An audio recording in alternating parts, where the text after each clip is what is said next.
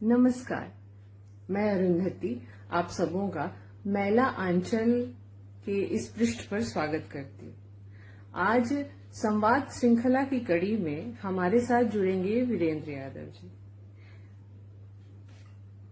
ये वर्ष रेणु की जन्म शताब्दी का है और हम इसे सेलिब्रेट कर रहे हैं डिजिटल प्लेटफॉर्म पे। तो आलोचक है, उपन्यास के आलोचक हैं और उन्होंने छात्र जीवन से ही वामपंथी बौद्धिक व सांस्कृतिक गतिविधियों में सक्रिय हिस्सेदारी की है। उत्तर प्रदेश प्रगतिशील लेखक संघ के लंबे समय तक सचिव एवं प्रयोजन पत्रिका का संपादन किया है। जॉन हर्सी की पुस्तक हिरोशिमा का अंग्रेजी से हिंदी में अनुवाद, साहित्यिक सांस्कृतिक विषयों पर पत्र पत्रिकाओं में विपुल लेखन, प्रेमचंद्र संबंधी बहसों और 1857 के विमर्श पर हस्तक्षेपकारी लेखन के लिए विशेष रूप से चर्चित हैं। कई लेखों का अंग्रेजी व उर्दू में भी अनुवाद प्रकाशित है। राग दरबारी उपन्यास पर केंद्रित विनिबंध इग्नू दिल्ली के एमए पाठ्यक्रम में शामिल है। नवे दशक के औपन्यासिक परिदृश्य पर विनिबंध पहल पुस्तिका में प्रकाशित। सम्मान उन्हें आलोचनात्मक अवदान के लिए वर्ष 2001 का देवी शंकर अवस्थी सम्मान से सम्मानित किया गया है। हुआ रेणु, फणीश्वर नाथ रेणु को शायद हम सभी जानते हैं। मेरा व्यक्तिगत रूप से उनसे पहला परिचय 9वीं कक्षा में के पंचलैट के रूप में हुआ था। आज की ये चर्चा हमारी उनकी कृति महिला आंचल उसके इर्द गिर्द होगी। हम रेणु के महिला आंचल को थोड़ा और समझेंगे, थोड़ा और जानेंगे। फणीश्वर नाथ रेणु की यह रचना कालजयी है। ये एक कलात्मक उपन्यास है या फिर रीजनल उपन्यास है या फिर एक राजनैतिक पॉलिटिकल उपन्यास है। इसमें कैसे इसमें सारी रियलिज्म इसमें कितना है, यथार्थवाद जो हम कहते हैं, और इसके भिन्न भिन्न पहलुओं को थोड़ा और अच्छे से समझेंगे वीरेंद्र यादव जी के साथ। चलिए हम लोग सुनते हैं वीरेंद्र यादव जी को।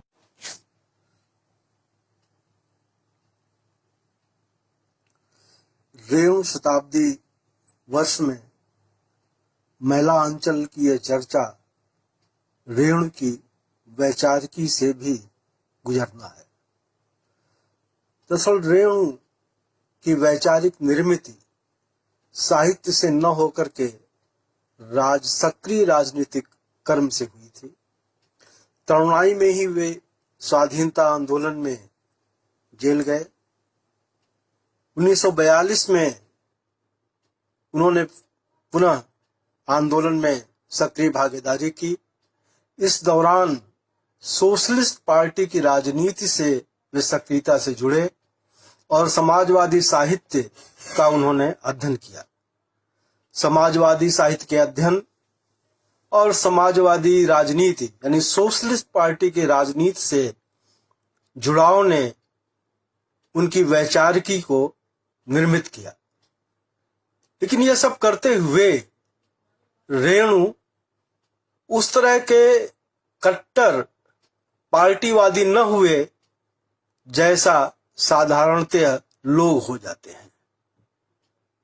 समाजवादी वैचारिकी को जीवन की प्रयोगशाला में परखते निरखते मैरीगंज की कथा उन्होंने जो महिलांचल में कही है, वो समूचे उत्तर भारत के जनजीवन, उसके संघर्षों, उसके शोषण, उसकी उम्मीदों और उसके उत्साह की कथा है। निश्चित रूप से मैरीगंज पूर्णिया के नजदीक का एक अंचल है, लेकिन वो अंचल समूचे उत्तर भारत की उन विशेषताओं को और उन कमियों को और उन संभावनाओं को लिए हुए है जो स्वाधीनता पूर्व के भारत में थी। मैलांचल के लिखे जाने के 2 दशक पूर्व प्रेमचंद गोदान लिख चुके थे। मैलांचल से एक बार फिर रेणु ने प्रेमचंद की परंपरा की वापसी की। प्रेमचंद की परंपरा की वापसी की यह बात इसलिए कही जानी चाहिए क्योंकि 1936 में गोदान लिखे जाने और 1954 में मैलांचल लिखे जाने के बीच हिंदी में कई ऐसे उपन्यास आए जिन्होंने हिंदी साहित्य के व्यापक फलक, सामाजिक यथार्थ, हाशिए के समाज से जुड़कर जो लेखन की शुरुआत प्रेमचंद ने की थी, उससे अलग, उससे विलग मध्यवर्गीय सरोकारों का नगरीय दृष्टि से चित्रण किया, मुख्यतः जिनमें जैनेन्द्र के उपन्यास, अज्ञेय के उपन्यास, इलाचंद जोशी के उपन्यासों का नाम लिया जा सकता है। अज्ञेय के शेखर एक जीवनी के प्रकाशन के साथ यह बहस हिंदी में एक बार फिर शुरू हो गई कि हिंदी उपन्यास का नायकत्व होरी सरीखा होगा या शेखर सरीखा होगा। मैलांचल के प्रकाशन से होरी बनाम शेखर की इस बहस को विराम लगा और प्रेमचंद की परंपरा की चर्चा फिर शुरू हुई। लेकिन दिलचस्प यह है कि मैलांचल को चाहने वाले सरोकारवादी भी थे और कलावादी भी थे, लेकिन कलावादियों के कारण अपने अलग थे और सरोकारवादियों के कारण अपने अलग थे। मैलांचल की चर्चा करते हुए जहां भारतीय जनता के बृहत्तर यथार्थ, भारतीय समाज के आवेग, दुखों, उम्मीदों की कथा एक बार फिर हिंदी में आई, उसी के साथ साथ कलावादी खेमे में यह उत्साह हुआ कि एक अंचल विशेष पर आधारित उसका लोक जीवन, उसका लोकगीत, उसकी लय और एक समूचा जिसे कहा जाए कि एक आस्वाद परक दृष्टिकोण से प्रकृति का आस्वादन, यह सब कुछ उन्हें मैलांचल को कलावादी उपन्यासों में परगणित करने के लिए पर्याप्त था। लेकिन चिंता की बात यह है कि कलावादी खेमे द्वारा रेणु के इस अधिग्रहण ने या मैलांचल के इस अधिग्रहण ने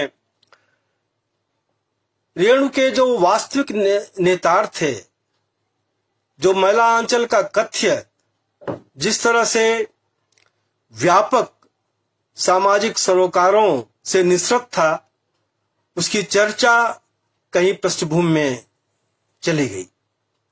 यद्यपि इसके प्रकाशित होते ही शिवदान सिंह चौहान, प्रकाश चंद्र गुप्त, मार्कंडे आदि सरीखे प्रगतिशील लेखकों ने मैलांचल के महत्व को रेखांकित किया, लेकिन मैलांचल पर प्रगतिशील खेमे से ही डॉक्टर रामविलास शर्मा की आलोचना के रूप में जो ग्रहण लगा, उससे लंबे समय तक मैलांचल मुक्त न हो सका।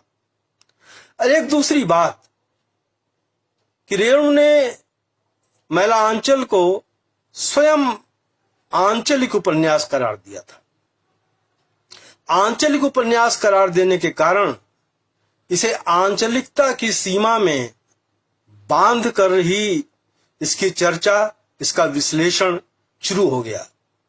जबकि रेणु का आशय इसे किसी भूभाग या उसकी प्रकृति या उसके लोक संगीत या उसकी लय या उसके नैसर्गिक वातावरण तक ही सीमित नहीं करना था, बल्कि उस अंचल के लोग, उस अंचल का जीवन, उस अंचल की राजनीति, उस अंचल का संघर्ष, ये सब कुछ उसमें शामिल था। उसमें प्रकृति भी शामिल थी, उसमें पशु पक्षी भी शामिल थे। पहली बार रेणु ने महिला आंचल को एक समूचा वातावरण, जिसमें गांव भी था, राजनीति भी थी, जाति भी थी, वर्ण भी थे, ये सब कुछ था। मैरीगंज की चर्चा करते हुए रेणु ने कहा वहां 12 बरन के लोग रहते थे। महिलांचल में यह नायास नहीं है कि सभी जातियों के टोले हैं, और उस समय उत्तर भारत की राजनीति में जितने तरह के प्रभाव थे उसको हम देख सकते हैं। महिलांचल आजादी के 5 वर्षों से पहले से शुरू होकर के 5 वर्ष के बाद तक की कथा है, यानी कि 1942 से लेकर के 1952 तक। प्रेमचंद ने गोदान को जहां छोड़ा था, यानी कि उस स्वाधीनता आंदोलन की निर्मित की कथा पर प्रेमचंद ने गोदान को छोड़ा था, रेणु ने महिलांचल को वहीं से उठाया। स्वाधीनता आंदोलन का उत्कर्ष महिलांचल में है,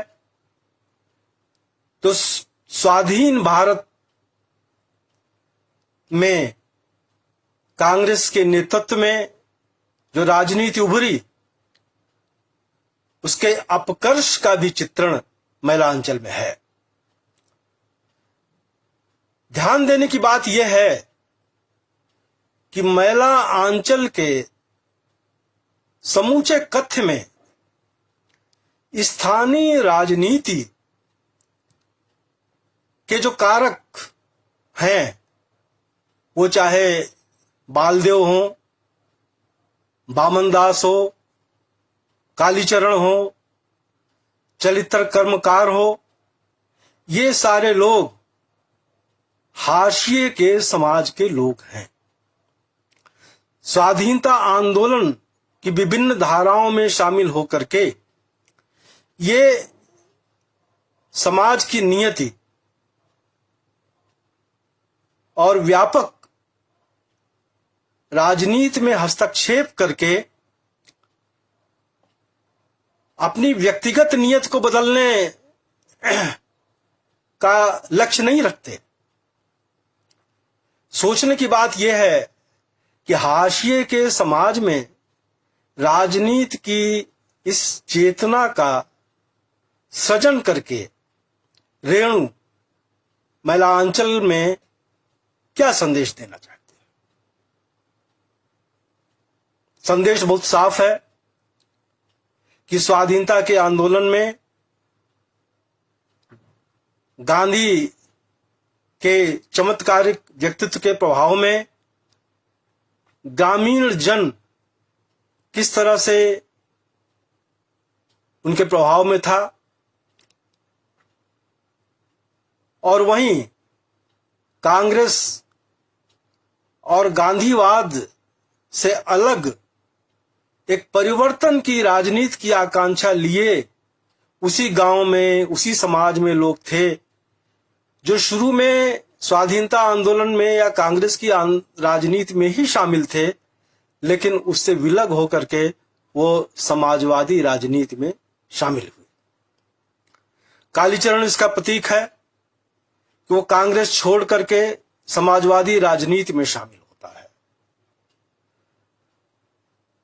रेणु ने समाजवादी आदर्शों और सिद्धांतों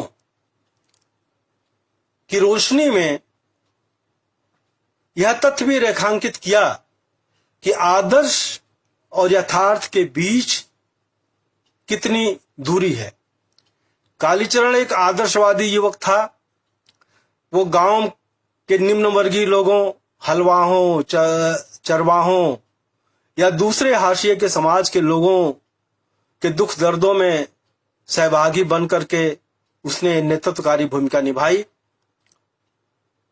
पार्टी सदस्यता का अभियान उसने चलाया, लेकिन राज्य स्तर के पार्टी नेताओं को उसकी तेजी, उसके व्यक्तित्व की गर्माहट, उसकी ईमानदारी, उसमें समझौता परस्ती का अभाव, ये सब कुछ ऐसी चीजें थीं जिसने उसके राजनीतिक भविष्य पर ग्रहण लगाया।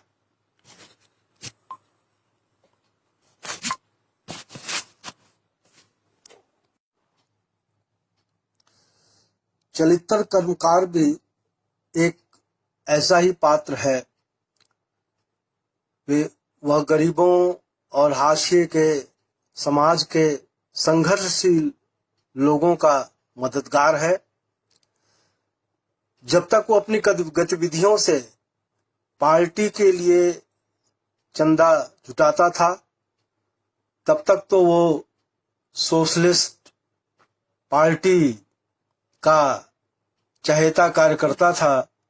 लेकिन जब वो पार्टी के अनुशासन से मुक्त होकर के एक रॉबिन हुड की भूमिका में आम जन का मददगार हो जाता है, तो पार्टी ने उसे अराजक तत्व करार देकर निष्कासित कर दिया।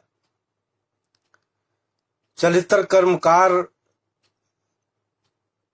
रेणु ने लिखा है कि वो एक वास्तविक जीवन का पात्र था। सन 42 के आंदोलन में जेल गया था और उस मोमेंट में उसका बहुत योगदान था।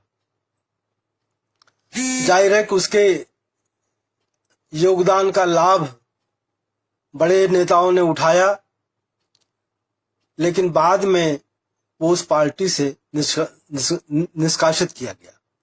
रेणु इस तथ्य को रेखांकित करके जो बदलाव को समर्पित पार्टियां हैं, वे भी अपने संस्थागत रूप में किस तरह से यथा स्थिति की पोषक हो जाती हैं, इस तथ्य को रेखांकित किया। दरअसल रेणु जमीन और जाति, इन दो चीजों को भारतीय ग्राम्य जीवन, विशेषकर उत्तर भारत और बिहार की प्रमुख समस्या मानते थे। यह अनायास नहीं है कि संथालों का जमीन के लिए संघर्ष मैलांचल में एक बड़ा स्थान घेरता है, और शायद मैलांचल हिंदी का वो पहला उपन्यास है जिसमें संथाल संघर्ष का वर्णन है। इस संथाल संघर्ष के माध्यम से जमीन के मुद्दे को केंद्रीयता प्रदान करते हुए रेणु ने यह तथ्य भी रेखांकित किया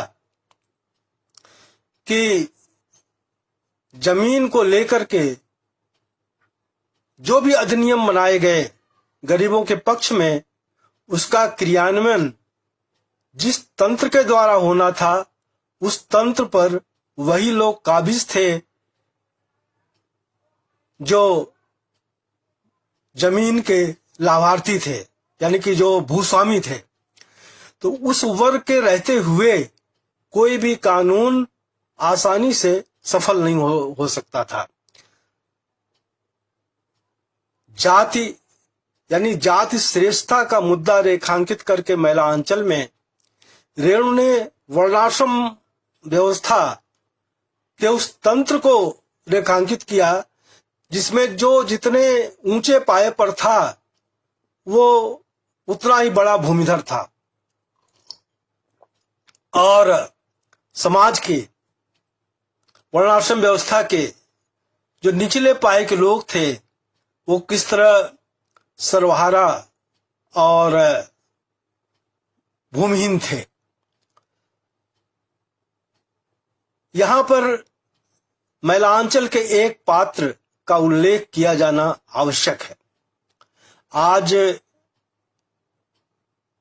राजनीति की जिस धारा को सांस्कृतिक राष्ट्रवाद के रूप में पहचाना जाता है, उस सांस्कृतिक राष्ट्रवाद के प्रतिनिधि के रूप में तब यानी कि आजादी के तुरंत बाद, आजादी मिलने के आसपास के वर्षों में उसकी क्या भूमिका थी, यह ज्योतिषी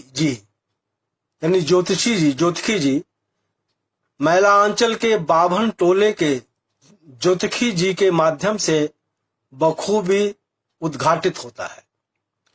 गांव में मलेरिया सेंटर का बनना हो, यानी कि उस मलेरिया सेंटर के बनने में डॉक्टर प्रशांत जिस मलेरिया सेंटर को स्थापित करने के लिए मैरीगंज आते हैं, उस मलेरिया सेंटर के निर्माण में जितनी मेहनत कश जातियां हैं वो सब तो सहयोग देती हैं, लेकिन बाभन टोले के ज्योतिषी जी उस मलेरिया सेंटर के विरुद्ध प्रचार करते हैं कि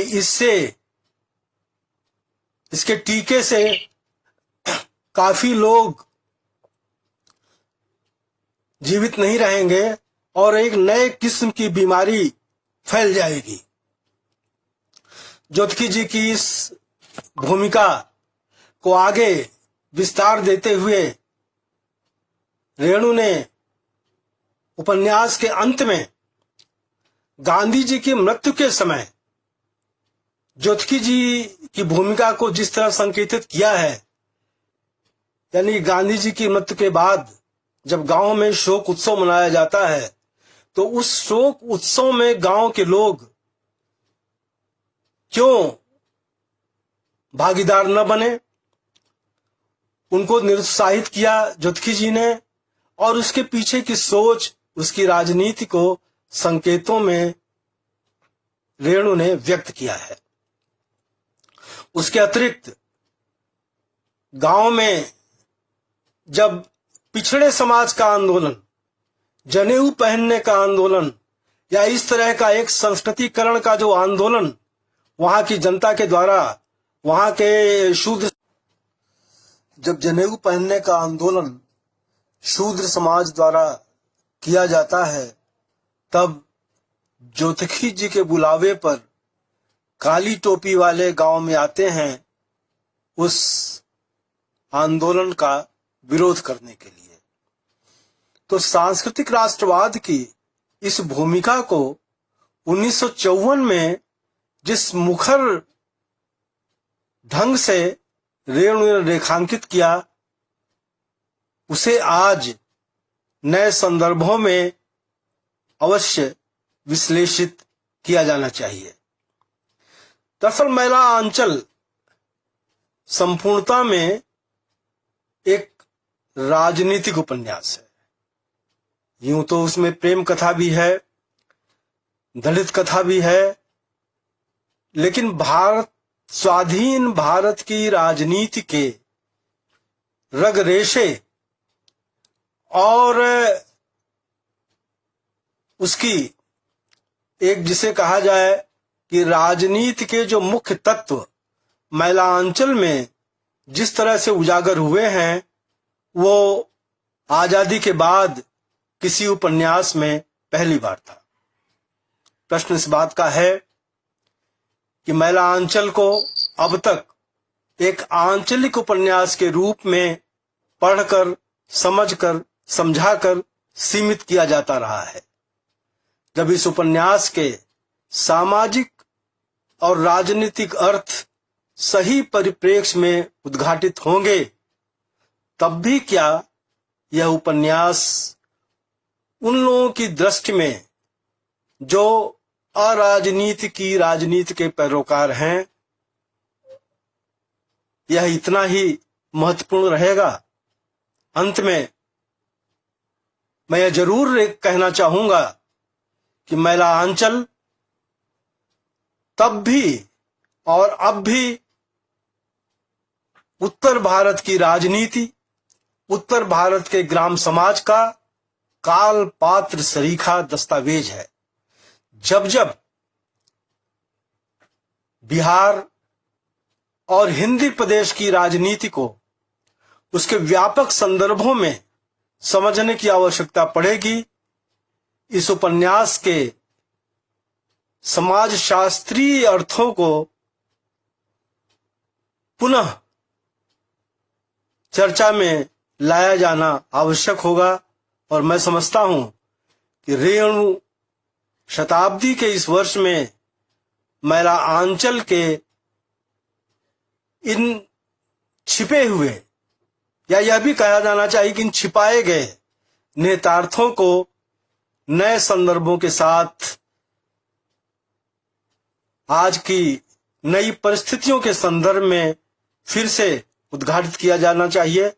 और महिला आंचल आज प्रासंगिक ही नहीं बल्कि एक जरूरी उपन्यास है, और निश्चित रूप से गोदान के बाद महिला आंचल के साथ भारतीय समाज को,